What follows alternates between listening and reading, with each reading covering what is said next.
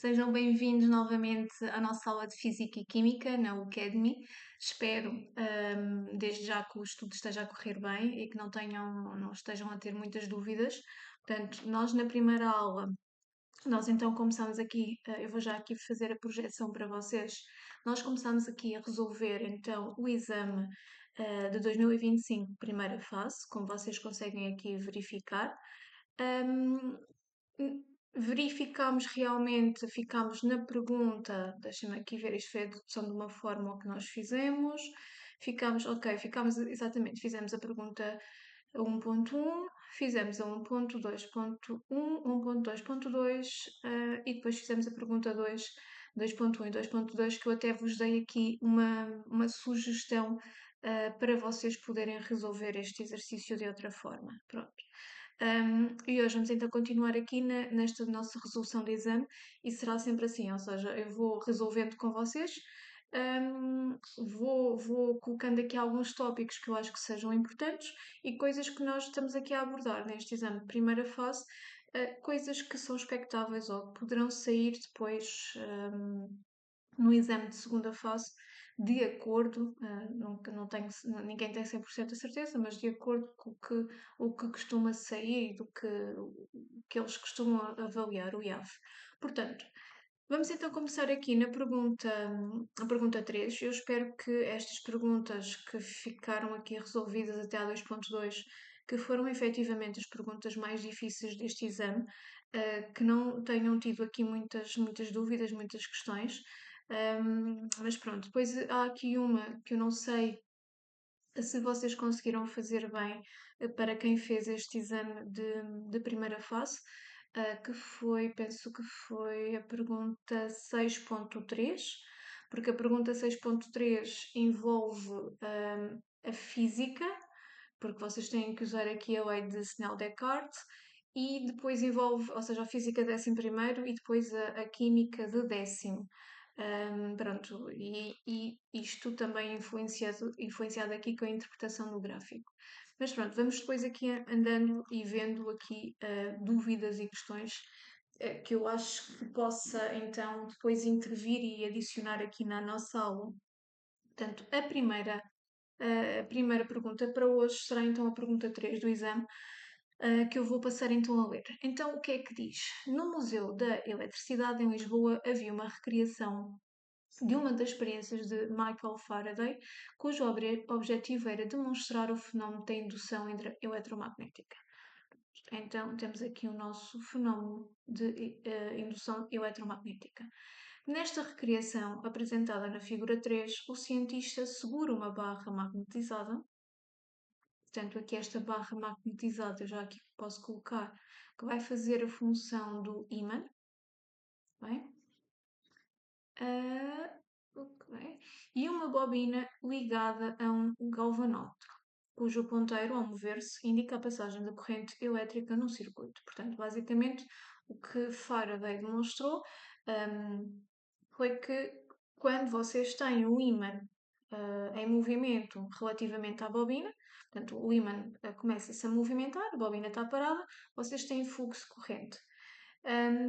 Se os dois tiverem, ou seja, se tiverem um em movimento e outro parado, existe fluxo, existe indução.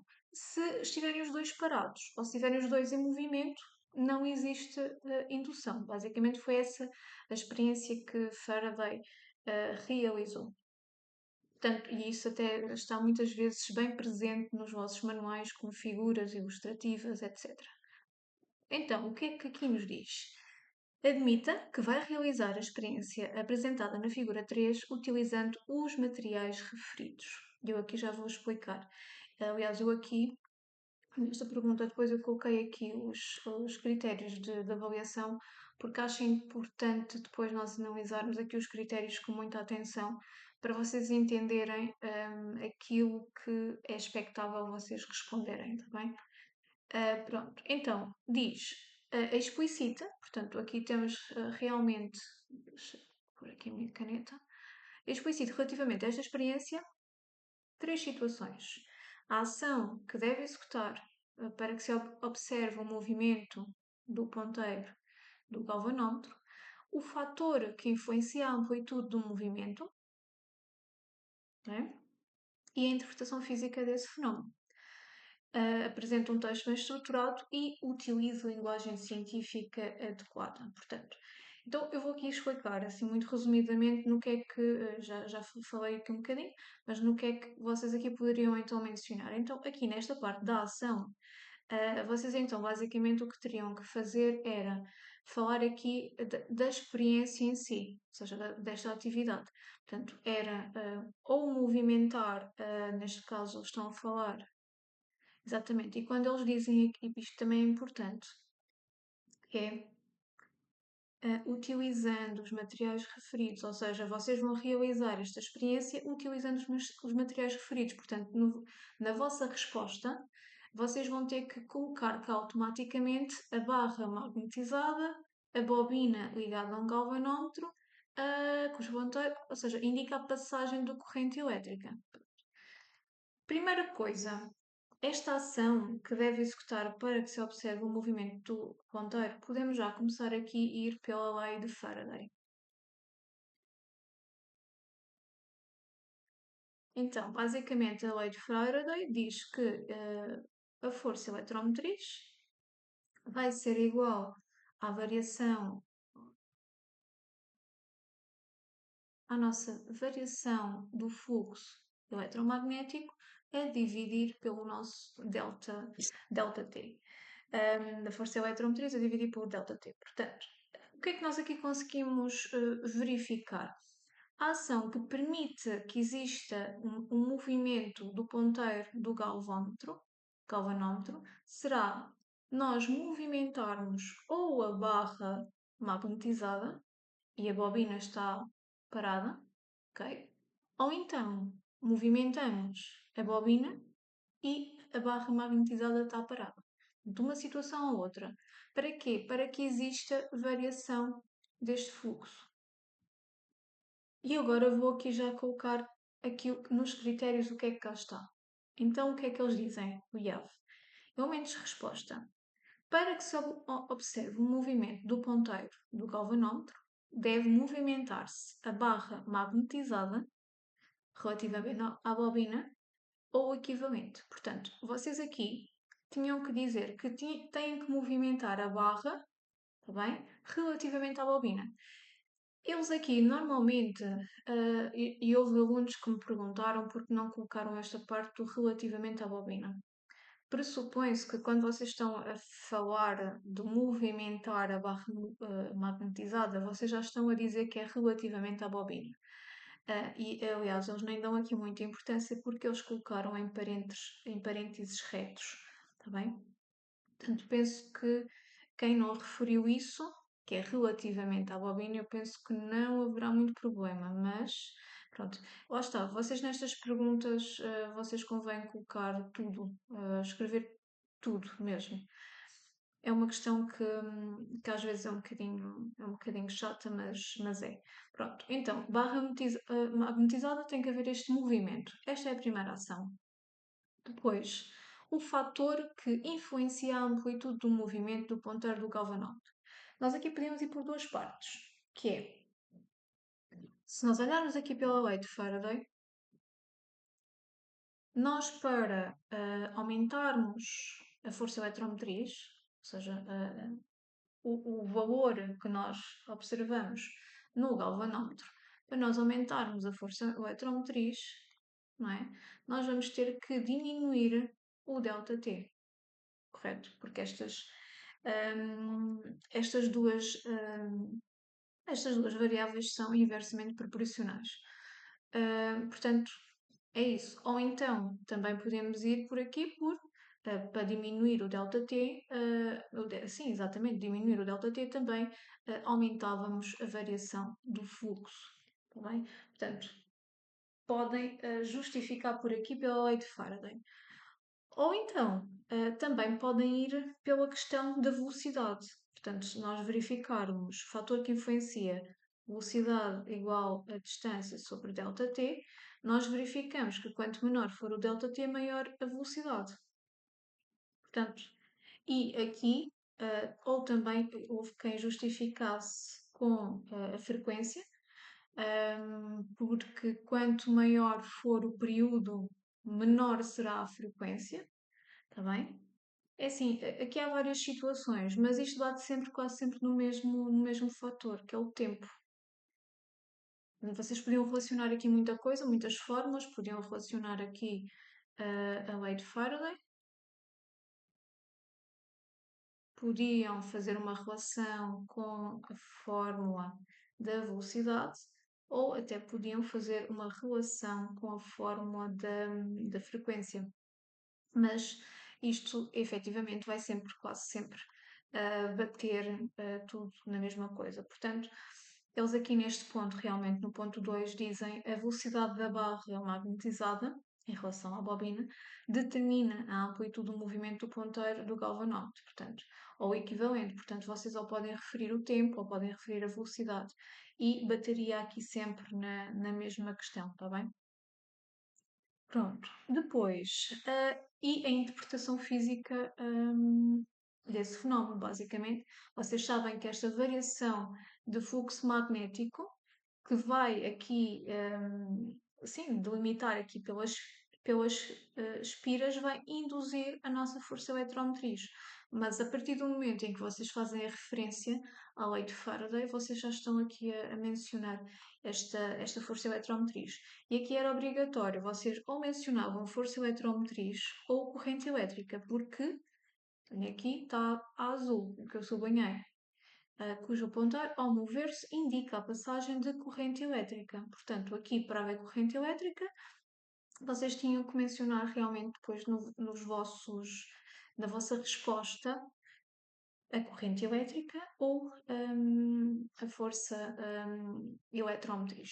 Portanto, em termos deste exercício, eu penso que é isso. Acho que não era muito mais do que isso, poderia aqui tornar-se um bocadinho mais complicado, porque como são textos, e esta parte da linguagem científica adequada por vezes dá aqui um bocadinho de questões. Mas eles aqui não complicaram muito, efetivamente. Desde que vocês justificassem tudo convenientemente com estas coisas que eu aqui vos fui falando, penso que aqui obteriam uma boa pontuação na pergunta. Pronto. Vou então passar para a 4. Eu aqui também coloquei uma coisa que eu depois quero analisar com vocês, dos critérios de cotação. Pronto. Então, no início do século XIX, Sir Humphrey Davy fez descobertas notáveis no domínio da química e da física. Este cientista isolou pela primeira vez, entre outros elementos, o sódio, o potássio e o magnésio. Têm tendência para formar íons monopositivos, os átomos de. Pronto, aqui, esta pergunta era fácil. Portanto, aqui vocês tinham mesmo que saber esta parte da tabela periódica.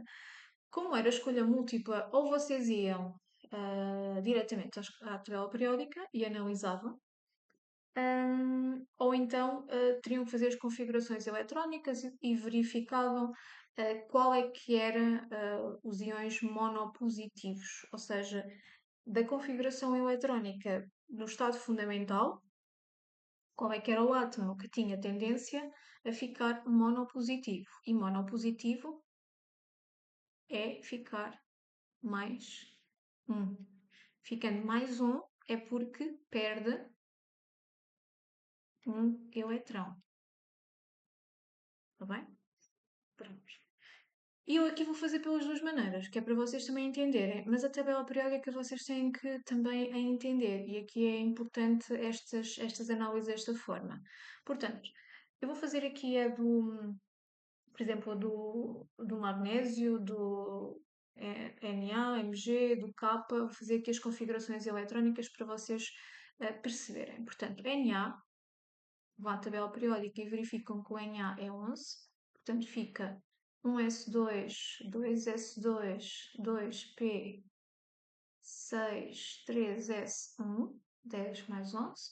Depois temos o Mg que é 12, eu vou fazê-los por ordem. 1s2, 2s2, 2p6, 3s2. E depois, por fim, temos A seguir temos o potássio, que é 19.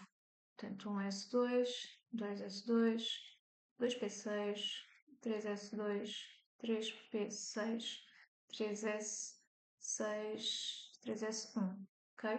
Pronto. O que é que nós então conseguimos aqui perceber? Logo à partida. Vou aqui colocar numa cor diferente. Todos estes estão no estado fundamental, só que nós vamos analisar o que é que eles podem ganhar ou perder e a quantidade que ganham ou que perdem de eletrões para ficarem com uma configuração eletrónica mais estável, está bem? Pronto, então o sódio, temos aqui um eletrão que está no nível 3 e só um, portanto ele nem está completo, está só 3s1. Portanto, ele tem tendência, efetivamente, a perder este eletrão, tá bem? Portanto, vai ficar Na11+. Este, o Mg, já tem tendência, não é? Temos aqui um 2, mas ele, como temos este terceiro nível semi-preenchido, porque temos no terceiro nível vamos ter as orbitais S e depois vamos ter as orbitais P. Como este nível está semi-preenchido, ele tem tendência então a perder estes dois eletrões também. Portanto, ele vai ficar Mg12, 2+. Depois temos o potássio. O potássio, vimos aqui, e ele efetivamente também temos aqui um. Aliás, aqui está um erro. Aqui não é 3s1, é 4s1. Agora colocar na mesma cor, porque já passámos no nível, portanto é 4s. Ou seja, nós então aqui vai perder, e vai perder, ele tem tendência a formar assim, está bem? Pronto, o que é que nós aqui também conseguimos perceber? Eu sei, se vocês forem à tabela periódica, vocês vão perceber que o sódio, portanto, o sódio vai estar assim, o potássio vai estar assim, e depois vocês têm aqui o Mg, isto na tabela periódica. Isto até me vai dar jeito agora para o exercício 4.1.2, portanto eu vou cá deixar para nós analisarmos. Então eles estão assim, portanto eu sei que aqui é grupo 1 e aqui é o grupo 2, está bem? Então grupo 1 metais alcalinos, grupo 2 metais alcalino-terrosos, isto já aqui fazendo umas revisões das propriedades químicas. Então eu sei que eu sei fazer a tabela, a configuração, a distribuição eletrónica, eu já sei que estes átomos, quando pertencem ao grupo 1, eles todos eles têm tendência a formar íons mais 1, tá bem? Grupo 2, todos eles têm tendência a formar íons mais 2. E isto é sempre assim. Depois eu vou só aqui fazer um parêntese e vou colocar aqui, isto é tipo um... sim, eu vou pôr aqui os do grupo. Por exemplo, oxigênio e flúor, por exemplo. É só para vos dar aqui uma dica que pode ajudar a ser mais rápido em exame. Então, o oxigênio, e isto vocês depois podem confirmar tudo com a distribuição, com configuração eletrónica. A distribuição eletrónica, isto tudo é verificável por aí. O flúor tem tendência então a formar íons mononegativos, ou seja, -1, ou seja, tudo que é do grupo 17, íons mononegativos, está bem? Tudo o que é grupo 16, aqui é o 16 e aqui é o 17, aqui vai formar íons -2, está bem? Isto ajuda-vos, até mesmo vos ajuda quando vocês querem determinar os números de oxidação dos átomos. Que depois também iremos fazer aqui uma pergunta relativamente a isto e já estou aqui a adiantar um bocadinho. Portanto, grupo 1, monopositivos, grupo 2, dipositivos, grupo 16, dinegativos e o grupo 17, mononegativos, está bem? confirmam tudo isto. Se vocês não conseguirem decorar assim e perceber assim, fazem a configuração eletrónica, distribuição eletrónica e verificam quais é que são os átomos que este átomo tem tendência, quais é que são os elétrons, digo, que este átomo tem tendência a ganhar ou a perder, está bem? Pronto. Posto isto, eu aqui alonguei-me um bocadinho mais, que era mesmo para vos explicar aqui estas questões.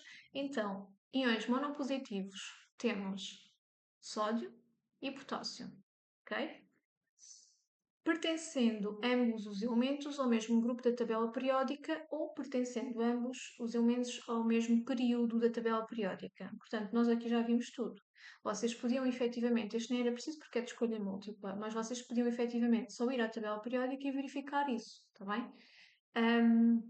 Portanto, sim, é a C, é o potássio e o sódio e pertencem ao mesmo grupo da tabela periódica. Passamos então aqui para a 4.1.2, que esta sim tem uma justificação. E é aqui que eu quero analisar esta resposta com vocês. Portanto, o que é que eles aqui nos dizem? Eu vou só aqui colocar noutra cor. Então, ordena os átomos de sódio, potássio e de magnésio por ordem crescente de raio atómico.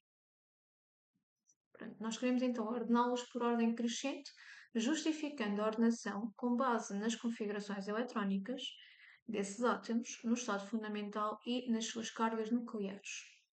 Apresenta um texto bem estruturado e utiliza linguagem científica adequada. Antes de começar aqui a responder esta pergunta, só alertar-vos aqui uma coisa, que é, eles normalmente, a estrutura de exame, eles costumam colocar uma pergunta de desenvolvimento da física e uma pergunta de desenvolvimento da química. E depois, às vezes, umas mais complicadas do que outras. Portanto, aqui eles colocaram efetivamente a de desenvolvimento da física foi a 3, não é? E aqui temos então uma de desenvolvimento da química de 10º ano, em que vocês têm que justificar aqui convenientemente o raio. Uma dica, estas de química normalmente que saem, costumam sair, não é muito usual, mas já sei muitas vezes, o princípio do Chatelier.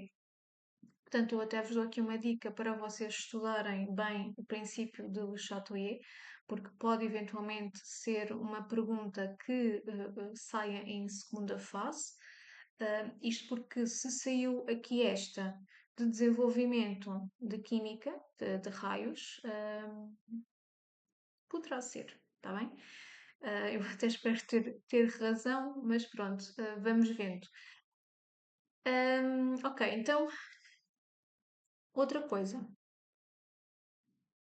Quando eles nos dizem que, justificando a ordenação com base nas configurações eletrónicas, é assim, se vocês forem somente a fazer isto aqui em cima, se vocês fizerem somente isto, colocar aqui as configurações eletrónicas e nada mais, não justificarem com a carga nuclear, com a sua presença, em que grupo pertencem, em que período e como é que isso altera o raio, eles não vão contar.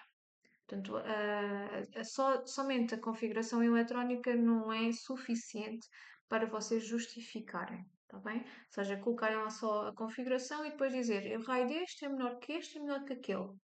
Não. Vocês têm que justificar depois, porque têm que fazer esta ligação da configuração eletrónica com a carga nuclear. Portanto, esse é o primeiro ponto aqui que eu quero chamar a atenção. Portanto, o que é que nós vamos fazer? Eu, se calhar, aqui, como já o fizemos aqui, e aqui já até adiantei um bocadinho o trabalho. Agora até coloco. Sim, continua por azul. Portanto, vou aqui analisar já o sódio, que é o primeiro que eu aqui tenho, com o magnésio. Ok? Portanto, sódio e magnésio, o que é que nós aqui verificamos? Verificamos no sódio que nós vamos ter. Deixa eu pôr aqui outra cor. Nós vamos ter um elétron de valência. E até mesmo sem ir à tabela periódica, nós já sabíamos que pertencia ao grupo 1. Este, o magnésio, vai ter 2 eletrões de valência e pertence ao grupo 2.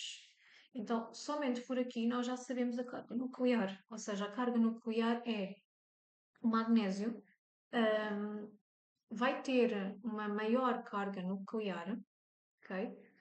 Portanto, vai existir maior atração entre os eletrões que estão presentes na nuvem eletrónica com os prótons que estão no núcleo, ou seja, vai haver aqui uma maior atração.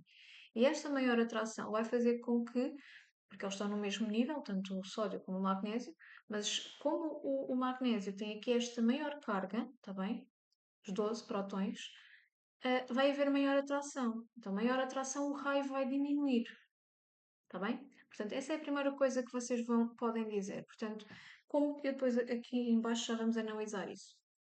Portanto, primeira coisa, magnésio tem maior carga nuclear, porque tem 12 prótons, e aqui no nível, não é? No nível 3, vai ter 2 eletrões.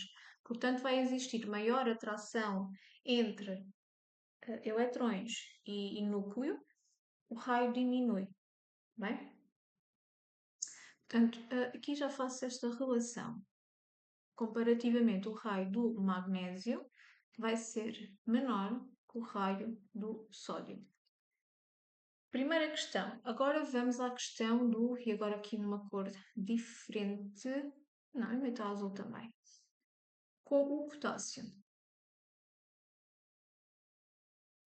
Então eu agora, aqui a minha última comparação foi o sódio, né? Então eu vou fazer agora a comparação sódio-potássio, para ver como é que eles se relacionam.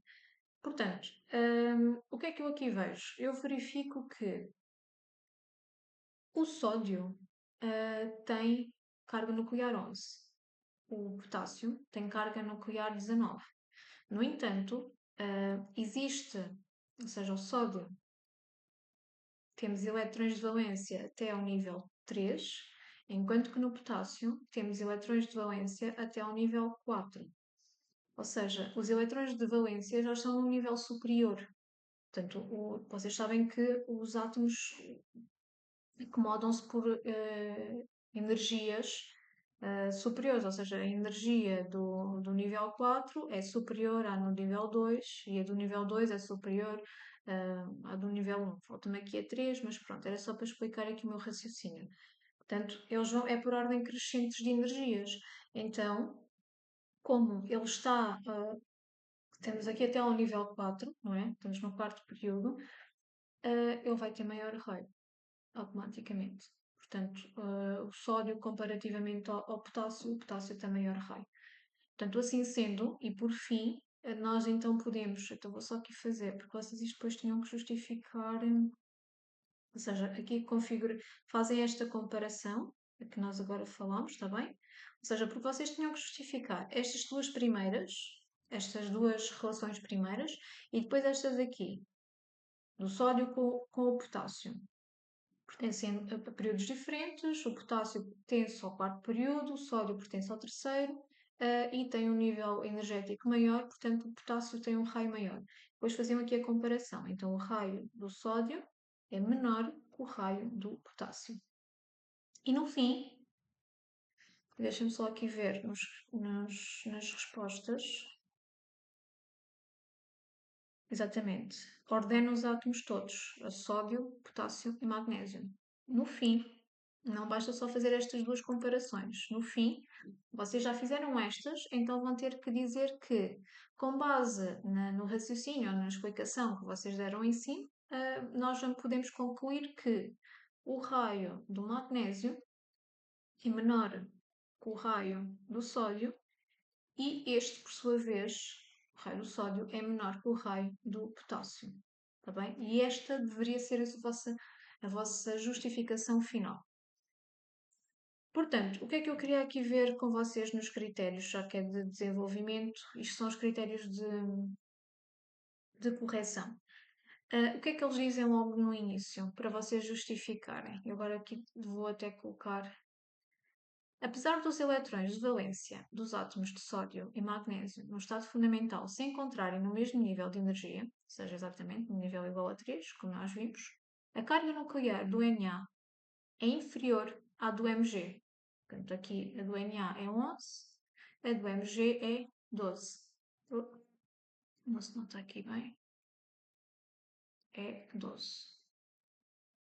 Pelo que a força atrativa, aqui, lá está, eles aqui metem atrativo entre parênteses reto, isto é porque se vocês não dissessem que era uma força de atração, eles podiam não descontar.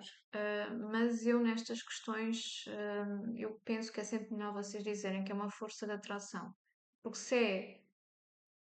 é é entre eletrões e prótons, cargas diferentes, existe a atração e não a repulsão, é uma força atrativa. Portanto, eu aqui penso que era, pelo sim, pelo não, eu penso que é melhor sempre colocarem. Se não colocaram, eventualmente, se já foram a exame e não colocaram, também acho que, como está aqui em parênteses retos, não é algo obrigatório, tá bem? E que o avaliador, a pessoa que vai corrigir, vai contabilizar. Mas pronto.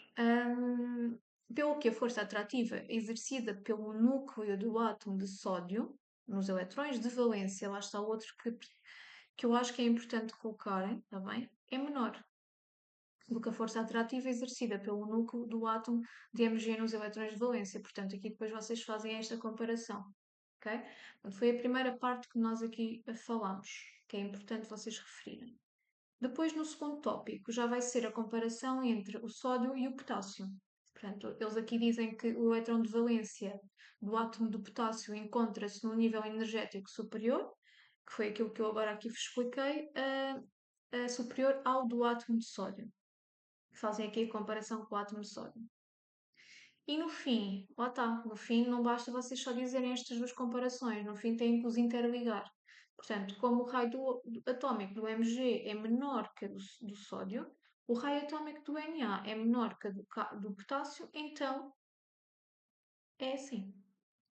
O Mg, sódio e potássio, por ordem crescente de raio atómico. Está bem? Pronto. Eu penso que aqui ficou mais ou menos. Uma questão também pode sair, eventualmente, nesta questão dos raios, que é a comparação do raio do átomo com o íon que lhe dá origem. E nós até podemos aqui fazer rapidamente um exercício assim. Portanto, imaginem que temos, sei lá, eu vou fazer aqui um que é, vamos fazer aqui a comparação do raio do sódio com o raio do sódio mais, está bem? Portanto, aqui temos um cationo. E depois vou fazer aqui uma comparação entre o raio do flúor com o raio do flúor menos. E o flúor menos já vai ser um anião. Portanto, o que é que vamos aqui fazer? Eu posso até fazer pelas distribuições eletrónicas, que poderá até ser mais fácil. Portanto, nós aqui já fizemos, mas pronto, eu escrevo um S2, 2S2, 2P6, 3S1. Então sabemos, e nós já tínhamos visto, que o Na vai ficar um S2, 2 Na mais 2P6, vai ficar assim. Portanto, o que é que aqui acontece?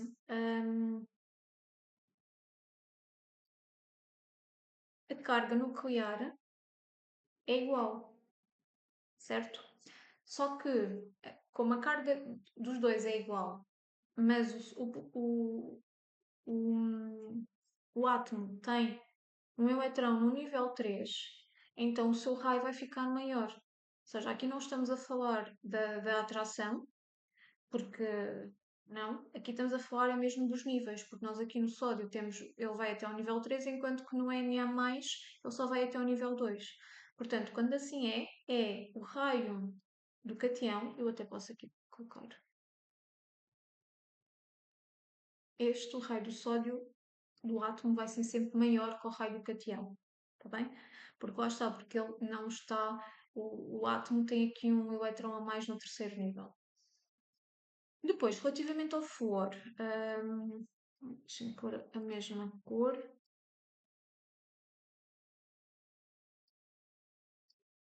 Ok. O Fua é 17, não, 9. Já me estou a confundir. O Fua era 9, também podia ir à tabela periódica, mas é 9. Portanto, fica 1S2, 2S2, 2P5. O que é que quer dizer aqui?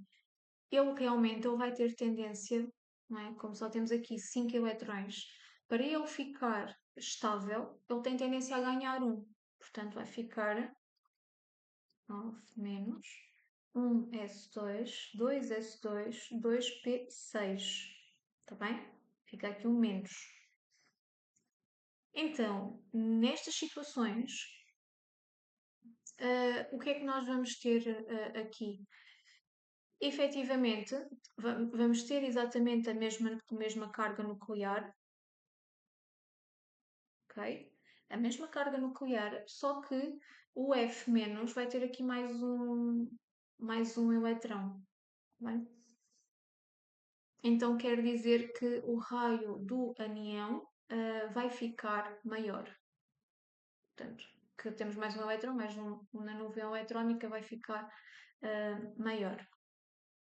Portanto, é por aqui que vocês poderiam vir depois nas justificações dos cationes com os aniões, com o respectivo átomo, está bem? E fizemos aqui já esta revisão. Então, agora 4.1.2 está com a devida justificação na 4.2. Então, o David demonstrou, eu vou pôr só a azul, demonstrou que dois blocos de gelo fundem quando friccionados um contra o outro, sendo a temperatura da vizinhança igual à dos blocos de gelo. Então, logo aqui, eles já nos estão a dizer que a temperatura que os blocos de gelo ganham não é devido ao exterior, ou seja, não vem energia do exterior, é devido à fricção. Está bem? Depois, considere um intervalo de tempo logo após o início da fricção em que ainda não ocorreu a perda de massa dos blocos de gelo. Nesse intervalo de tempo, ocorreu uma transferência de energia de calor ou trabalho. Então, aqui foi o que eu vos disse logo agora aqui no início. Esta primeira parte diz-nos muito, porque eles dizem que estão a ser friccionados um contra o outro. E diz também que a temperatura da vizinhança vai ser igual à temperatura dos blocos. Portanto, a vizinhança não vai transferir energia para os blocos. Está bem? Portanto, não existe transferência por calor, existe sim por trabalho devido à fricção dos dois. Portanto, eles estão a ser friccionados e existe transferência de trabalho. E a energia interna dos blocos ou se manteve constante ou aumentou. Então, o que é que nós aqui podemos verificar? Fusão. Exato. Esta é uma rasteira que costumam aqui colocar, porque apesar de estarmos na fusão, que dois blocos de gelo fundem, exatamente. Apesar de estarmos aqui na fusão e vocês ao analisar o gráfico, vocês por exemplo, numa fusão, vocês aqui, imagina assim, a fusão era tipo aqui, aqui, aqui, que era a fusão. Apesar disto aqui se manter, que é a temperatura, neste caso é a temperatura mantém-se, que é a temperatura. Apesar disto acontecer, a energia interna dos blocos tem que aumentar, está bem? Portanto, não é manter-se constante, não é a temperatura, porque não estamos a falar da temperatura, estamos sim a falar da energia interna. Portanto, a energia interna efetivamente aumenta, está bem? Portanto, esta era a resposta D. Espero que não tenha aqui ficado dúvidas, porque isto é uma rasteira, efetivamente. porque a maior parte depois pensa aqui no gráfico, ok, fusão ou vaporização, temos aqui uma reta que é constante, portanto manteve-se constante. Não, não tem a ver com essa parte, está bem? Agora, na 5, eu ainda não sei. Eu penso que ainda tenho tempo depois, exato, daí já 6, ok, na 5. Na 5. Com vista à determinação da variação de entalpia mássica, de fusão do gelo, adicionaram-se 50 gramas de gelo triturado fundente. E aqui já mencionar aqui uma coisa, o gelo tem mesmo que ser triturado para garantir que a temperatura no interior do gelo está mais ou menos igual, está mais ou menos homogénea, porque se ele não estiver triturado, a temperatura no exterior vai ser diferente da temperatura no interior, e isto é importante. Portanto, 50 gramas de gelo triturado fundente a 200 gramas de água a 20 graus Celsius, num recipiente termicamente isolado e a pressão constante. Isto também é importante. O que vale é que eles dizem logo aqui tudo. Portanto, recipiente termicamente isolado e a pressão constante. Eu vou sublinhando e depois eu vou-vos explicando aqui, à medida que formos fazer o exercício, onde é que isto entra. Após a fusão total do gelo e atingindo o equilíbrio térmico, a temperatura final da mistura foi de 0 graus. Também já há aqui outra coisa, que é, só para vocês terem uma ideia, para que exista equilíbrio térmico, a massa, neste caso a massa do gelo, tem que ser no mínimo 1/4 da massa, neste caso da água. Se isto não acontecer, ou seja, imaginem que vocês para esta quantidade de massa, de 200 gramas de água, vocês têm 60 gramas de gelo.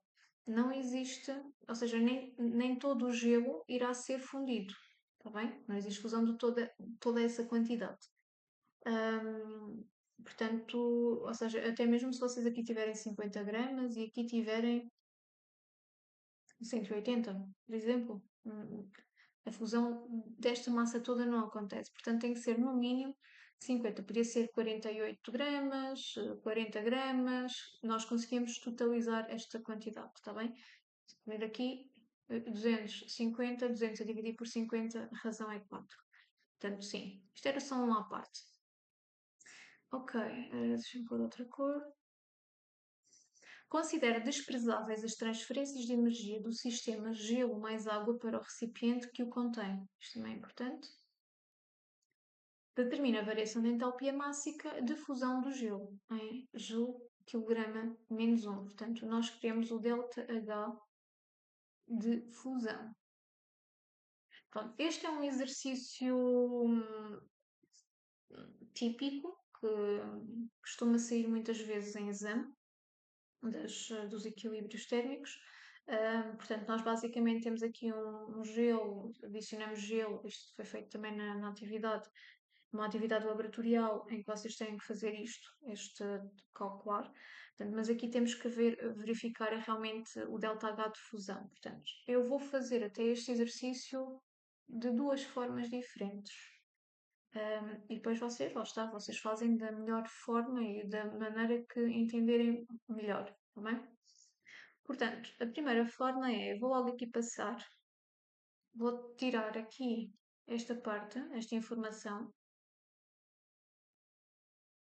e basicamente isto está-me a dizer que o ΔU vai ser igual à energia cedida, exatamente, à energia cedida, e aqui a energia cedida pela água, mais a energia recebida pelo gelo.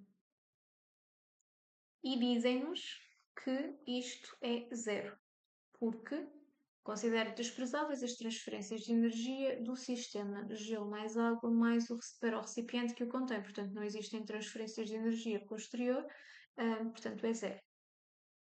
Portanto, é isso. Então, nós temos como calcular a energia cedida e temos como calcular a energia recebida. E é daqui da energia recebida que nós vamos tirar o ΔH de fusão. Porquê? Porque se nós virmos, então a energia cedida temos a água, e a água está a passar dos 20 graus para o zero. Portanto, ela não está a mudar de estado físico, está sim a arrefecer, está a mudar a sua temperatura, mas não está a mudar o estado físico, ok? Portanto, eu aqui até vou pôr uma nota, que é não existe mudança de estado e na energia recebida pelo gelo, sim, aqui existe mudança de estado. Então, vocês têm a fusão. E isto é importante identificar porque as fórmulas que vocês depois vão aplicar no processo vão ser diferentes. Se existe mudança ou se não existe. Portanto, não existindo mudança, vocês vão dizer que é a massa da água vezes a capacidade térmica máxima da água vezes o delta teta, que nós já lá vamos, que não é mais, é mais.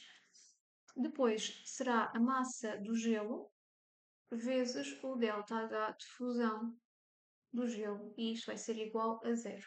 Está bem? Portanto, aqui é a nossa expressão que nós podemos trabalhar. Portanto, massa de água. A massa de água temos aqui. Não esquecer as unidades. Isto está em quilogramas, está bem? Portanto, vamos trabalhar com quilogramas. Se houver dúvidas nas unidades, eu às vezes, depois de tantas contas, eu penso que vocês já não deverão ter muitas dúvidas, mas caso haja, verifiquem sempre aqui os valores que vos dão nos enunciados, está bem? Portanto, a massa de água, aqui a massa de água então de 0,200. A capacidade térmica máxima da água está na tabela, cá em cima, que é 4,18 vezes 10 elevado a 3. Está aqui. Também. Não sei se eu depois vou aqui usar um valor, agora já que aqui estou aqui em cima. Não sei se vocês repararam, mas a nossa tabela das constantes mudou. Portanto, neste caso aqui mudou a constante e até puseram aqui umas fórmulas adicionais, mas pronto. A nossa constante está assim, o KW, antes era 4.0, 1.0, tipo, era 1,0 vezes 10 elevado a menos 14, e agora está com 1,012 vezes 10 elevado a menos 14. Isto vai depois mudar quando vocês fazem o menos logaritmo, quando fazem menos log deste valor, 0 vezes 10 elevado a menos 14, vai-vos mudar aqui. E eu agora até já posso fazer, só para vocês verem. Porque nós vamos precisar deste valor, e agora já que aqui estou, faço já. Vamos precisar deste valor no exercício mais para baixo, no exame. 10 vezes 10 elevado a menos 14. Aqui devia ter posto vezes 10 elevado a menos 14. Exatamente. Deixa-me só aqui apagar aqui uma coisa.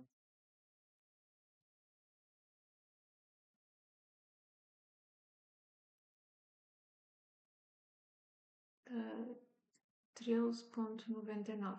Sim, a diferença não é muito grande e até mesmo em termos de cálculos, eu penso que eles não irão descontar se vocês colocarem os 14 em vez destes aqui, dos 39,99. Mas pronto, se lembrarem deste pormenor, façam-no, está bem? E coloquem os 13,99, porque efetivamente é diferente. Pronto, mas só começando aqui na capacidade térmica máxima da água, vamos usar este valor. Vamos aqui para baixo. E aqui. Um bocadinho para cima para se ver tudo. Eu vou pôr tudo já sem anotação, que é mais fácil para não dar aqui com vezes 10 elevado a 3. O ΔT, então a temperatura final é 0, a temperatura inicial é 20, mais massa do gelo, 50 gramas, portanto 0,050, vezes o nosso ΔH de fusão, que é aquilo que nós queremos saber. Pronto. E isto basicamente depois agora aqui vai ser contas.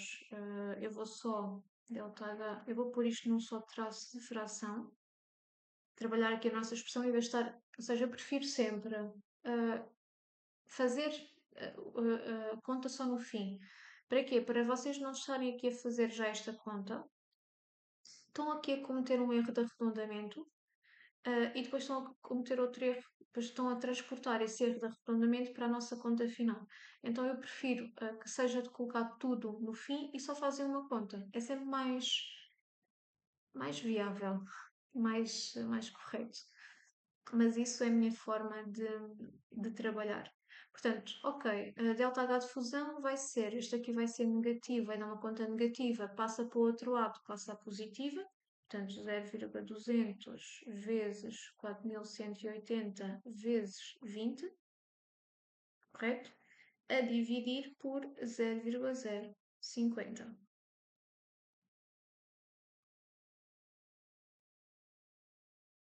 E agora sim, agora que vou fazer a minha conta, 0,200 180 vezes 20 a dividir por 0,050.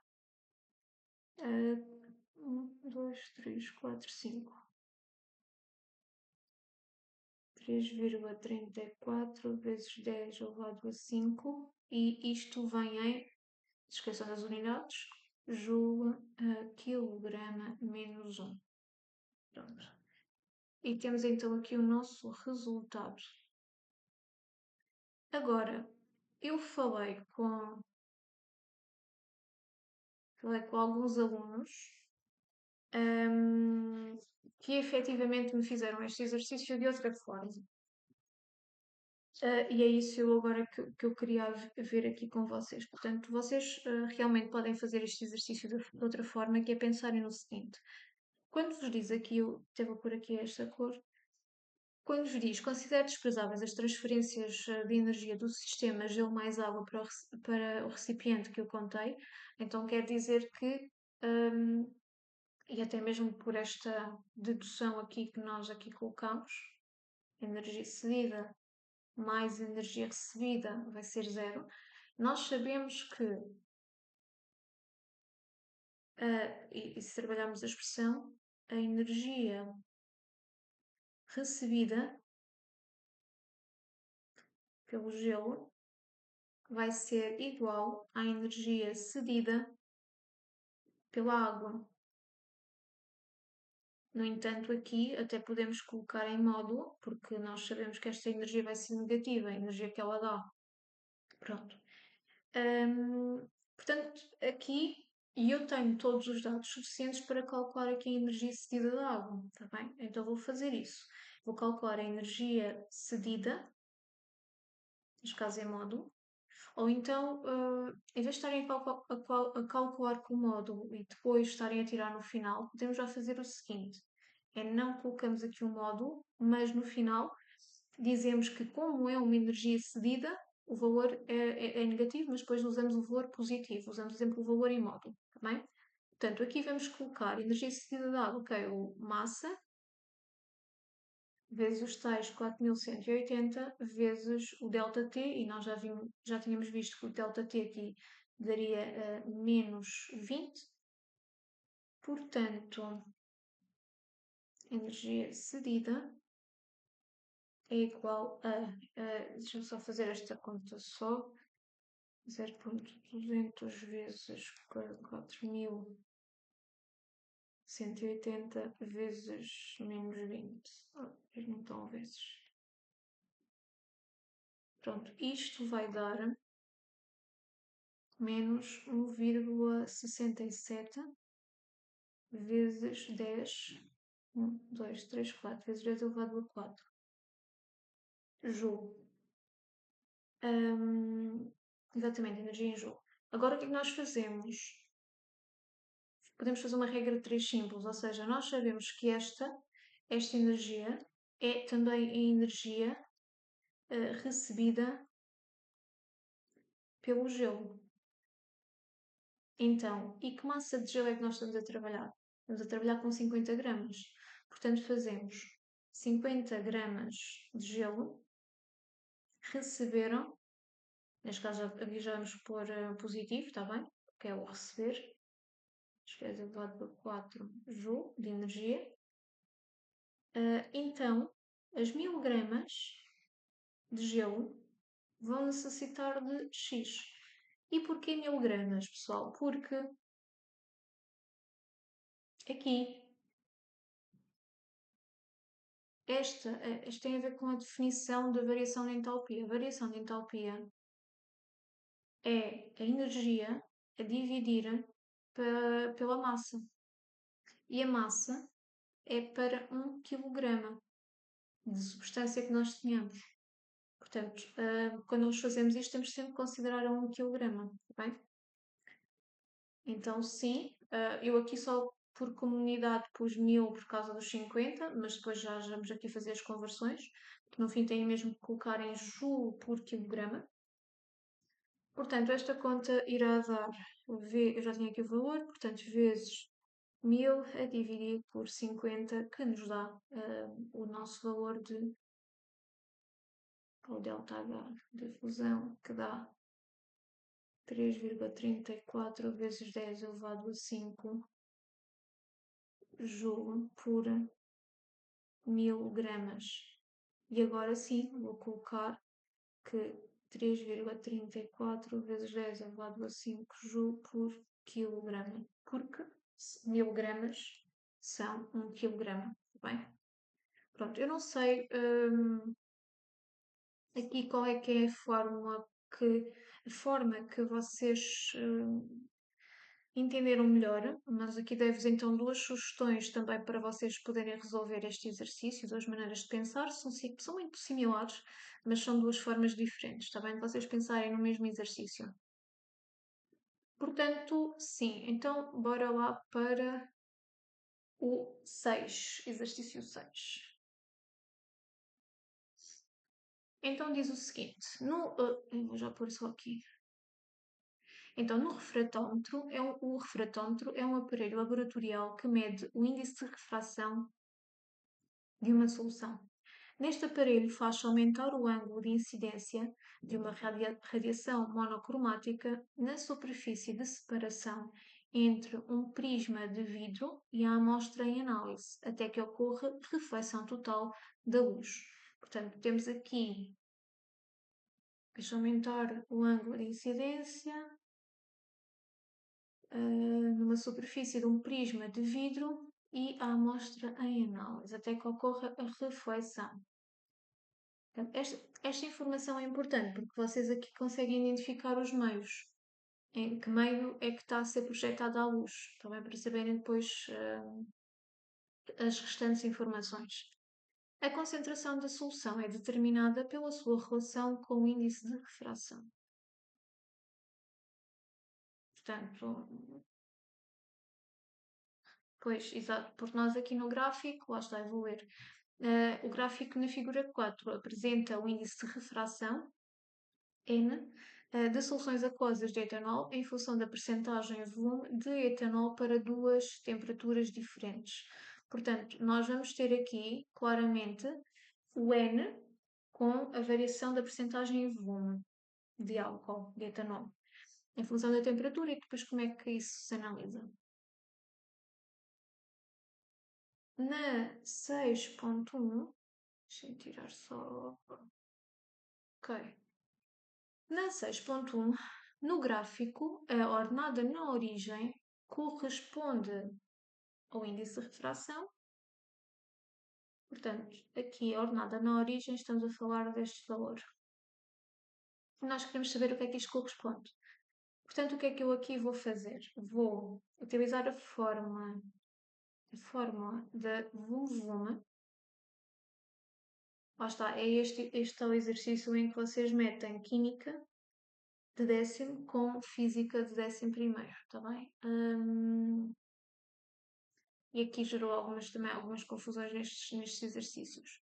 Pronto, a 6.1 não era obrigatória, mas falando da 6.3, a 6.3 já era. Portanto, sim. Então, o que é que eu aqui vou fazer? Percentagem volume-volume é o volume de etanol sobre o volume de substância vezes 100. E a substância é tudo. A substância é, por exemplo, imaginando um vinho, quando nós dizemos que temos 14% de volume, é 14% de álcool. O resto é substância que lá está, portanto, a água, está bem? A água, os corantes, os edulcorantes, pronto, os aromas, essas coisas todas. Mas quando efetivamente dizemos 14% em volume, é a percentagem de álcool que existe nessa bebida.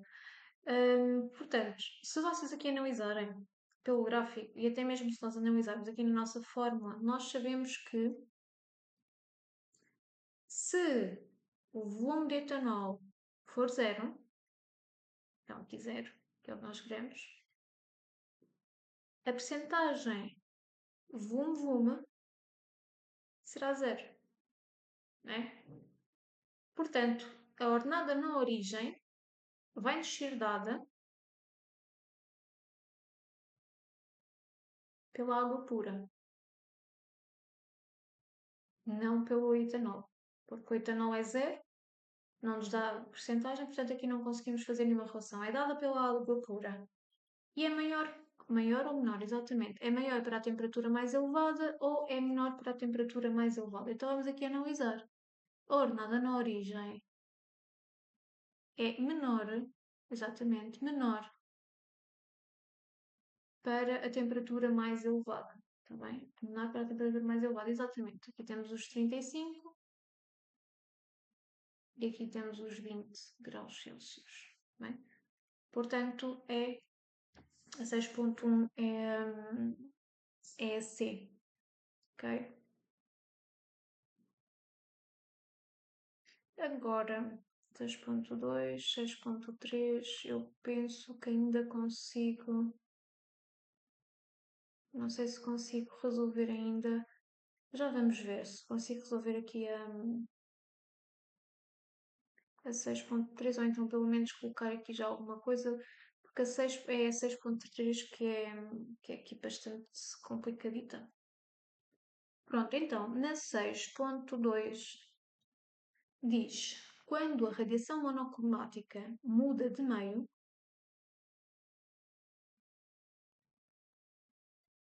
do vidro do prisma para a solução de etanol,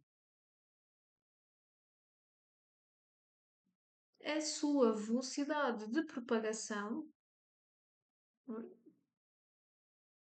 então velocidade de propagação, só aqui por outra cor. Portanto, temos, quando nós então mudamos de meio e mudamos do vidro para a solução de etanol, o que é que acontece à velocidade? Então temos aqui primeiro o vidro é um sólido e a solução de etanol vai ser o nosso líquido. E nós sabemos que a velocidade da luz nos sólidos, neste caso, vai ser diferente da velocidade da luz nos líquidos e nos gases. Portanto, quando nós estamos a mudar a velocidade, neste caso, quando estamos a mudar de meio, também mudamos de velocidade. Portanto, isto é parte teórica da química, da física, neste caso, é parte teórica. Não tem aqui muita questão. Portanto, altera-se, está bem? Agora, o que é que acontece à frequência? Então, eu até posso tentar.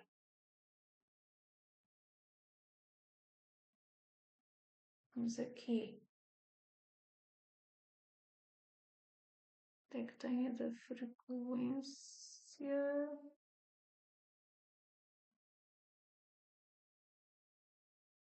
Está aqui. É só para vos explicar aqui uma coisa adicional que Este exercício resolve-se muito rapidamente porque muda, ou seja, muda a velocidade, porque nós mudamos de meio, mas mantém-se a frequência. E é isto que eu quero aqui analisar com vocês. Se vocês olharem aqui para a fórmula uma relação que faz entre o comprimento de onda, a velocidade e a frequência, eu vou colocar isto até noutra forma, vou colocar a velocidade igual ao comprimento de onda vezes a frequência. Eu aqui consigo perceber que muda a velocidade, ou seja, esta muda. E esta também vai mudar. Nós até sabemos, recordem-se do espectro eletromagnético, ok? Porque nós sabemos que aqui, quanto maior for a frequência, maior o comprimento de onda e por aí fora. Ou seja, mas mantendo aqui, quando nós fazemos uma comparação de constantes, existe uma sempre que tem que estar constante. Portanto, esta aqui, a frequência é a nossa constante na fórmula, e nós aqui percebemos que quanto maior for a velocidade, maior então será o comprimento de onda, está bem? Mantendo a frequência constante. Portanto, sim, esta é, muda a velocidade, mantém-se a frequência. Deixa eu aqui para baixo. Isto é só para vocês pensarem também nas fórmulas como um todo. Bem? Pronto, então esta altera-se e a frequência mantém-se. Portanto, é a opção B. A 6.3, que eu já não vou deixar para hoje, eu vou ter que deixar para a próxima aula. Esta 6.3 é que eu aqui quero falar de alguns tópicos importantes, porque esta efetivamente fala da química de 10º ano e juntou aqui a física de 11º ano. E vocês aqui podem ter aqui algumas dificuldades em fazer esta relação. Como é que eu vou unir e como é que eu vou fazer aqui esta relação com a física de 11º e depois vou pôr aqui ao barulho a química de 10º ano. Porque no fundo este exercício depois é para nós calcularmos a concentração da solução aquosa. Então, estamos a dar uma concentração e através de refrações, está bem? Portanto, sim, esta vou mesmo aqui deixar para depois. Eu vou só aqui então parar a minha apresentação. Espero que não tenham tido muitas dúvidas aqui nestes exercícios que nós resolvemos até hoje. Nós então na próxima aula vamos continuar a resolver aqui as questões de exame. Entretanto, ou seja, vai ficar a partir da 6.3. Exatamente. 6.3. E eu depois quero começar-vos aqui a introduzir umas coisas que acho importante também, fazer aqui uma revisão na parte teórica da matéria, quando estivermos a falar aqui de algumas perguntas. Entretanto, desejo-vos um bom estudo. Obrigada, até à próxima.